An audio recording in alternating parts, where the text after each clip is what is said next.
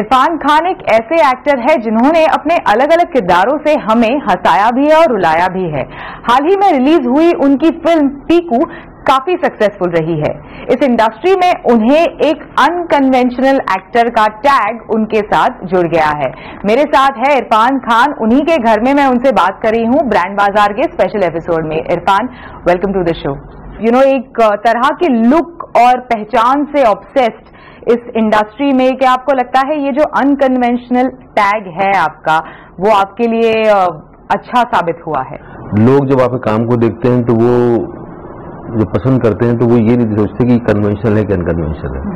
वो उनको भा रहा है कि नहीं भा रहा, वो उनके साथ रह रहा है कि नहीं रह रहा।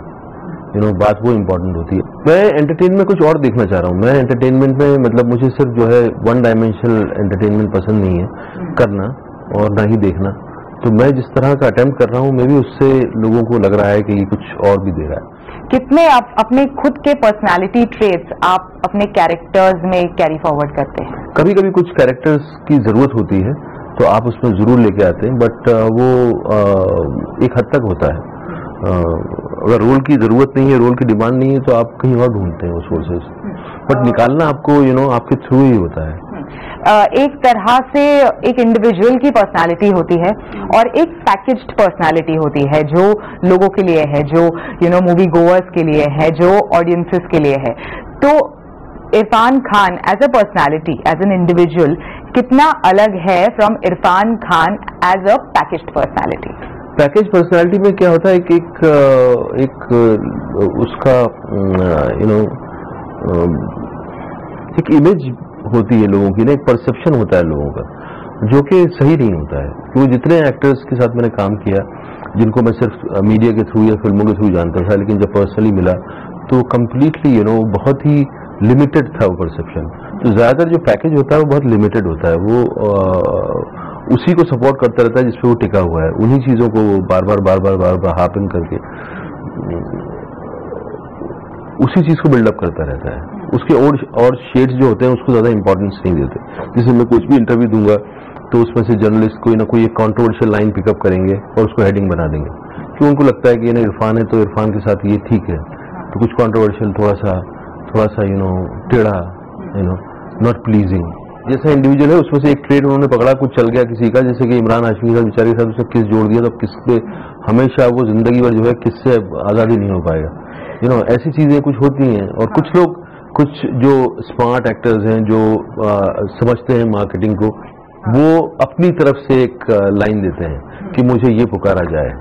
तो और आप बार वो आप अपनी तरफ से कितनी वो लाइन देते हैं? मैं तो अभी तक नहीं दे पाया। मैं तो पहली बार तो PR टीम आई है, वो आपसे इंटरव्यू करवा रही है मेरे पास।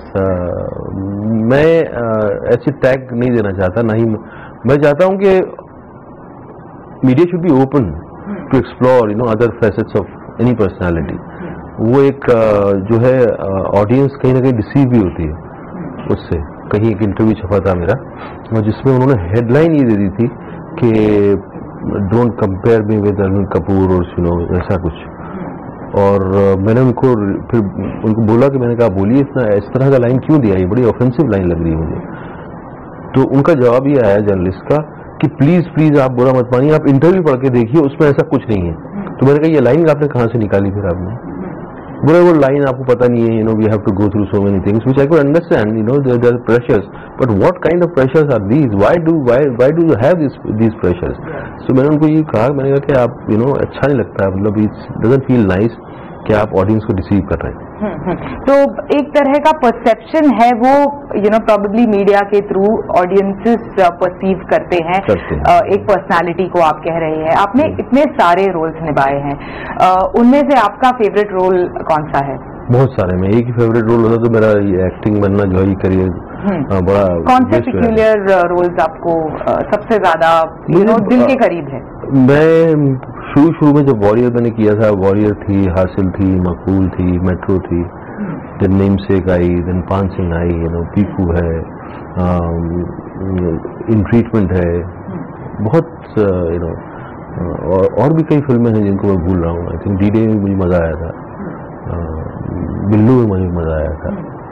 तो सब कुछ ना कुछ देती हैं, कुछ फिल्में ना कुछ आपको छोड़ के जाती हैं, कुछ एक्सपीरियंस देके जाती हैं। कई एक्टर्स हैं जो अपने पर्सनालिटी ट्रेट्स अपने कैरेक्टर्स में लेकर, अपने एक्टिंग में, अपने मूवीज में लेकर जाते हैं। आप हर तरह के रोल्स करते हैं, अलग अलग रोल्स करते हैं। क्या किसी रोल में अपने आपके कैरेक्टर स्केच को, एक जो प्रोबेबली हिस्सा हो आपके कैरेक्टरिस्टिक्स का, तो वो आपने लाया है किसी रोल में?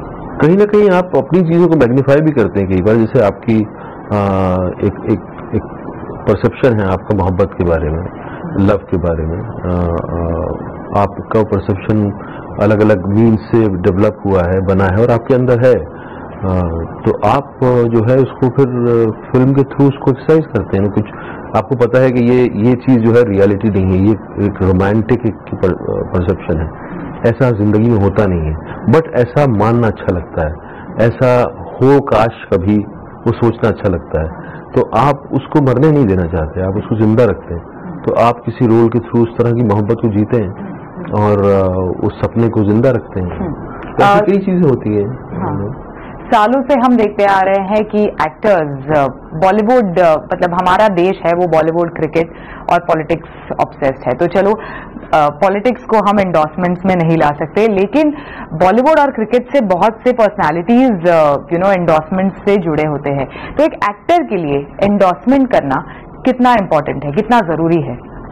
तो उस पर खुद पे डिपेंड करता है, लेकिन एंडोर्समेंट ने मेरे साथ क्या किया है वो मैं आपको बता सकता हूँ। एंडोर्समेंट ने मुझे जो है, मेरा एक परसेप्शन था एंडोर्समेंट के पहले, वो थोड़ा सा इंटिमिडेटिंग में लगता था लोगों को, अनअप्रोचेबल लगता था। लेकिन जैसे ही वोडाफोन के एड्स आना शुरू हुए, सडनली लोगों को मैंने देखा कि उनमें कुछ वो मुझ में अपनापन देख पा रहे हैं। मैं अप्रोचेबल लग रहा था उनको। तो जो लोगों की नजर थी, बाजार में कभी मिलते हैं या देखते हैं, तो जिस अपनेपन से वो बोलते थे अरे, तो उसमें मुझे लगा कि चेंज हुआ है कुछ। तो हर आदमी का अपना अपना अलग नजरिया है और अलग अलग वजह है एड्स करने की।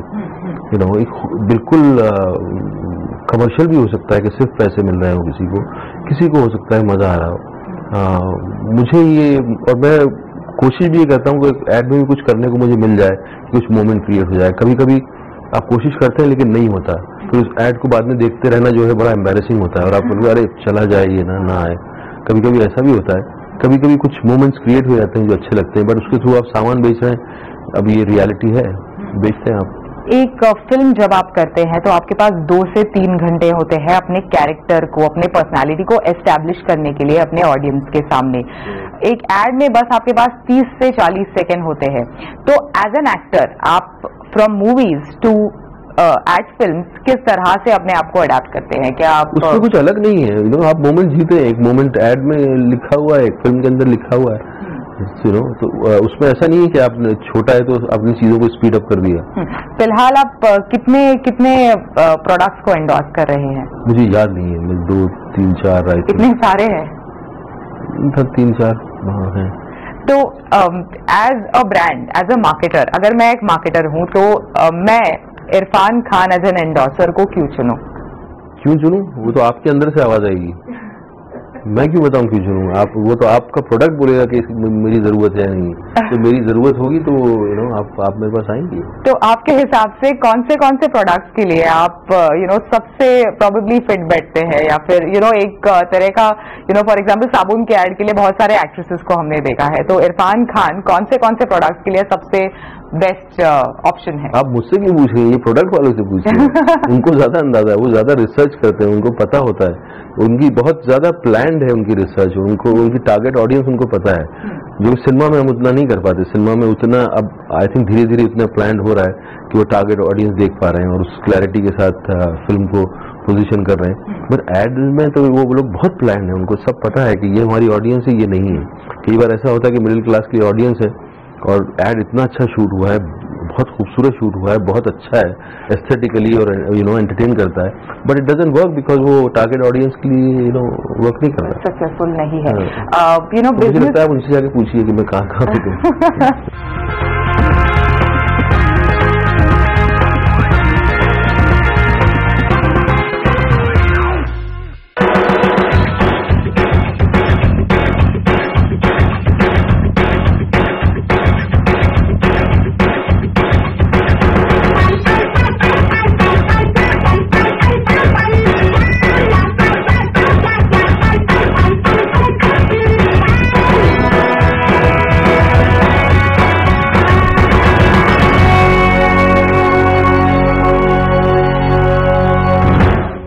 एक बिजनेस लैंग्वेज में एक होता है एलिवेटर पिच।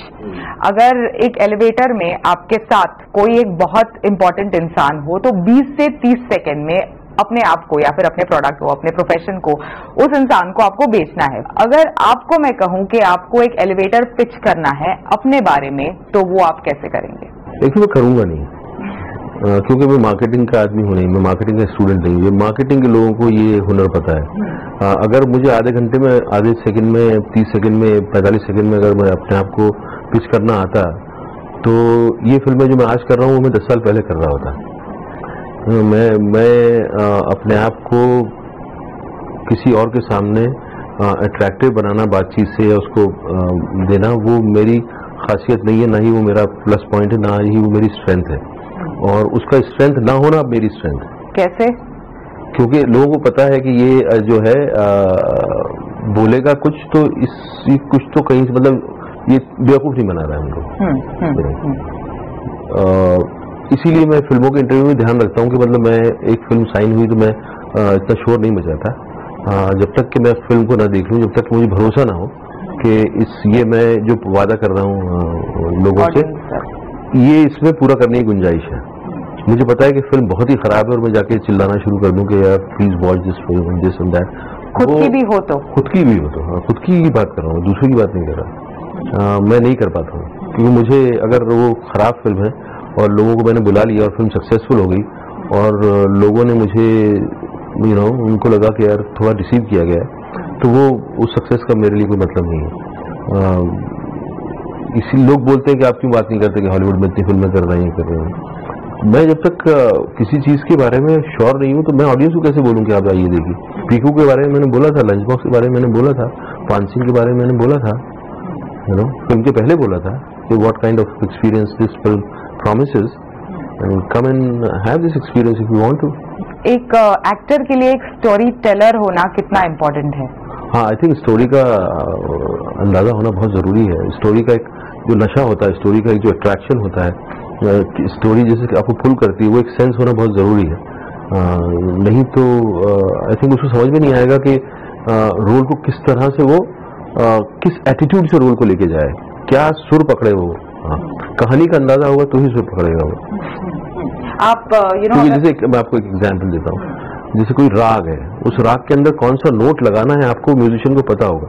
किसी मतलब बिल्कुल जो कंपैटिबल नहीं है वैसा नोट आपने लगा दिया, चाहे कितना भी खूबसूरत हो, वो उस राग के साथ मिक्स नहीं होगा। तो इसीलिए एक स्टोरी का अंदाजा होना जरूरी है। आपसे जानना चाहूंगी कि आप इस कम्युनिकेशन प्लेटफॉर्म पर किस तरह के स्टोरी टेलर है? मैं एक तो ये बोलना चाहता हूँ, मैं बहुत फॉर्चुनेट हूँ, मेरे पास ये प्लेटफॉर्म है और मैं एक्टर हूँ। क्योंकि मुझे जब मैं एक्टर बनना का सपना देखा था तब ये सब चीजें मेरे लिए इम्पोर्टेंट नहीं थी। तब शोहरत इम्पोर्टेंट थी, एक्नॉलेजमेंट इम्पोर्टेंट थी, एंड एक स्टार बनने का एक एक फैसिनेशन था, वो इम्पोर्टेंट था। पर धीरे धीरे ट्रेनिंग के दौरान ड्रामा स्कूल की बहुत देन है उसके अंदर, बहुत दूसरी चीजें इम्पोर्टेंट हो गई। जब आपने देखा कि आपने कोई प्ले किया है और उसका असर कैसा लोगों पे हुआ है और कैसे उस एक्सपीरियंस को जी रहे हैं, तो सडनली आपको लगने लगा कि ये कितना प्रेशियस है जो मैंने कुछ किया और आप तक पहुंचा और वो आपकी जिंदगी का हिस्सा बन गया। तो वो एक मेरे लिए बहुत प्रेशियस है और वो वही जादू है जिस जादू के पीछे मैं आया था। ये सोच के जब लोगों को देखा था मैंने पर्दे पे काम करते हुए और मेरे पे कुछ हुआ था, तो मैं वही लोगों पे करना चाह रहा था, एक स्पेल क्रिएट करना, कि एक आप पे एक समा तारी हो जाए, आप पे कुछ यादें आपको मैं ऐसे दे दूं, कुछ चीजों के बारे में कुछ एक्सपीरियंसेस दे दूं, कुछ नया ख्याल दे दूं किसी भी चीज को लेकर। जैसे मोहब्बत को मुझे एक्सप्लोर करने का मेरा बहुत मन है, जिस तरह की मोहब्बत हमने देखी है सिनेमा में,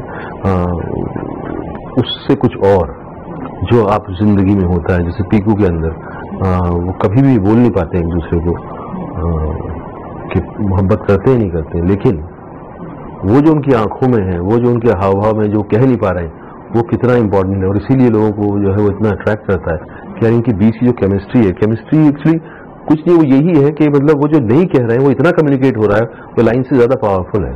आपकी फैमिली बिल्कुल सिनेमा से नहीं है, सिनेमा से जुड़ी नहीं थी, तो जब आप आपने कहा बड़े पर्दे पर ये फिल्में देख रहे थे, तो ओवरऑल सिनेमा या फिर मूवीज के बारे में आपका परसेप्शन क्या था? सब कुछ रियल लगता था, सब कुछ लगता था कि ये क्या हो रहा है। मैं तो कई बार जो है मतलब मुझे लगता था कि ये कई बार रेडियो के अंदर जो होता है ना, ऐसे जाली होती थी पुराने में, ऐसे स्पीकर की जगह ऐसे नेट होता था, उसके अंदर हम तिनका डालते थे अंदर ना, कि यार ये अंदर जो बोल रहे हैं ना उनको कुछ और आवाज निकलेगी, हम वो टच हो जाएगा। You know that kind of जादू था, इसमें मैजिक। और कोई भी फिल्म बुरी नहीं लगती थी हमको, सब फिल्में अच्छी लगती थी। कई लोग बोलते हैं फिल्म बुरी है, तो हमें समझ में नहीं आता बुरा कैसे हो सकती है। यू नो लोग हिल रहे हैं, डुल रहे हैं, बात कर रहे हैं, इनके साथ कुछ हो रहा है, यू नो, तो आप कंप्लीटली इन्वॉल्व रहते थे उसके अंदर। एक किसी कैरेक्टर के साथ आप ने एसोसिएट किया हो, कौन सी जो मूवी देखी है आपने उस कैरेक्टर के साथ? आई थिंक देवदास एक फिल्म थी जिसका कि मतलब मैं बहुत ही छोटा था, मुझे कहानी अभी भी पता नहीं क्या थी देवदास की। उस फिल्म से जो भी मुझे समझ में आया, बिहेवियर दिलीप कुमार का मेरे अंदर अटक गया था। मुझे आज तक उसका तांगे का सफर याद है, जब वो कह रहा है तांगे वाले से कि भाई जरा जल्दी ले चलो, पैसे दे दूंगा, हमें पास वक्त कम है।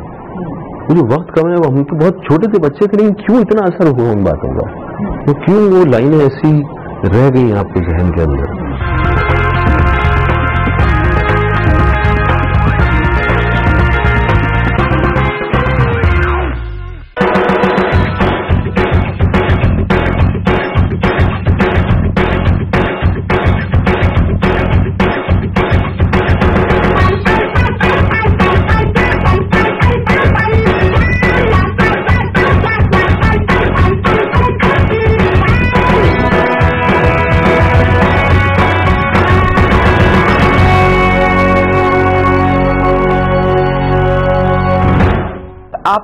को एक इंडियाज इंटरनेशनल एक्टर की तरह जानते हैं लोग आज, क्यों खास है ये बात? क्योंकि कुछ फिल्में मैंने वहाँ की हैं और अच्छी फिल्में की हैं, और लोगों का सपना होता है, लोगों का ख्वाब में भी लोग नहीं सोचते जिन लोगों के साथ मुझे काम करने का मौका मिल गया। और कहीं ना कहीं ऐसा हुआ कि जिन फिल्मों का मैं हिस्सा रहा वो उनकी करियर की बहुत अच्छी फिल्में बन गई हैं। और लोगों को कहीं ना कहीं हालांकि हम वेस्ट की लाइफस्टाइल जो है एक्वायर किए हुए हैं, और कहीं ना कहीं अंदर ये भी है कि अभी तक हम गुलाम हैं, कि अभी तक हम इन्फीरियर हैं। तो आपका आदमी जाके उनकी इंडस्ट्री में अपनी जगह बनाता है, तो लोगों को अच्छा फील होता है कि हमारा अपना स्ट्रेंथ है, हमारी अपनी आइडेंटिटी है। तो उसको एक उनको उनको एक रिएश्योरेंस मिलता है। तो आई थिंक यही वजह होगी। आपके हिसाब से क्यों आप इतने सक्सेसफुल है इंटरनेशनली? मुझे अगर पता होता तो मैं इसका कोई फॉर्मूला नहीं होता। एक बहुत सारी चीजें होती हैं जो एक साथ वर्क करती हैं, और आदमी का सक्सेस होना, नहीं सक्सेस होना, combination of so many factors. मैंने अभी तक एनालाइज नहीं किया उसको, और मैं एनालाइज करना भी नहीं चाहता। क्या इस वजह से है कि एक डर नहीं है एक इमेज को खोने का, जिस तरह के कैरेक्टर्स आप निभाते हैं उस ये भी एक वजह हो सकती है, बिल्कुल। बस ऐसा कई और लोग और कर रहे हैं, तो ऐसा तो नहीं है कि सबके साथ ऐसा हो गया। इसकी क्या वजह है? मुझे लगता है कि आदमी जो है, आदमी के साथ जो होता है, जो आदमी खुद होता है, बहुत मिस्टीरियस है। उसकी हर चीज हम जो है जांच पड़ताल नहीं कर सकते। कुछ चीजें जो है वो नेचर कर रहा है आपके साथ, उसका कोई प्रूफ नहीं है, उसका सिर्फ एहसास है। तो उस एहसास को आप कैसे डिफाइन करेंगे? उसको रीजंस में कॉज एंड इफेक्ट में कैसे लेकर आएंगे? कॉज एंड इफेक्ट हमेशा नहीं होता है। आपने दोनों इंडस्ट्रीज में काम किया है, हमारी इंडस्ट्री में और वेस्टर्न मूवीज में भी काम किया है। मैं आपसे जानना चाहूंगी कि एक इंडस्ट्री की तरह, एक कॉर्पोरेट एंटिटी की तरह अगर हमारी इंडस्ट्री को काम करना है तो क्या चेंजेस लाने होंगे इस इंडस्ट्री में? कॉर्पोरेट इंडस्ट्री का मुझे पता नहीं है। मुझे लगता है कॉर्पोरेट इंडस्ट्री अगर पूरी तरह से ना हो तो अच्छा है। इंडिविजुअल एक प्रोफेशनलिज्म में की बात कर रही हूँ मैं। हाँ, उस तरह से आई थिंक हमें सबसे ज्यादा जरूरत है, सबसे ज्यादा जरूरत है। अगर हमें अपने सिनेमा को और आगे ले जाना है तो हमें यूनिवर्सली लोगों को अपील करना पड़ेगा। एक सिर्फ इंडियन जो मार्केट है, जो इन हिंदुस्तानी लोग बाहर हैं, उसी मार्केट पे सिर्फ डिपेंडेंट रहना जो है ठीक नहीं है, क्योंकि हॉलीवुड सिनेमा बहुत तेजी से ग्रो कर रहा है हिंदुस्तान में और वो बहुत सारा मार्केट आपका ले लेगा। आपको जैसे वो यहाँ इनरोड्स बना रहे हैं, आपको अपनी फिल्मों से वहां बनाना पड़ेगा। आपकी लैंग्वेज में ऐसी चीजें लानी पड़ेंगी जिससे कि आपकी फिल्मों को कोई रिप्लेस ना कर सके। कोई हॉलीवुड के ब्लॉकबस्टर जो हैं उसका एक्सपीरियंस अलग हो, लेकिन आपकी फिल्मों का एक्सपीरियंस इतना जाती हो कि वो जो है दूसरी चीजें रिप्लेस ना करें। जैसे कई दूसरे कंट्रीज के डायरेक्टर्स कर पाए हैं, जैसे चाहे फ्रेंच सिनेमा हो, इटालियन हो, जापानीज मूवीज हो, तो उस तरीके का एक्सपीरियंस, उस तरीके का प्रोबेबली एक टेस्ट, उस तरीके की मेकिंग या उस तरह की मेकिंग को आपको जो है ज्यादा ध्यान देना पड़ेगा, जहाँ की यूनिवर्सल ऑडियंस आपकी फिल्में देखना शुरू करे। Alright, thank you so much, thanks for speaking to us.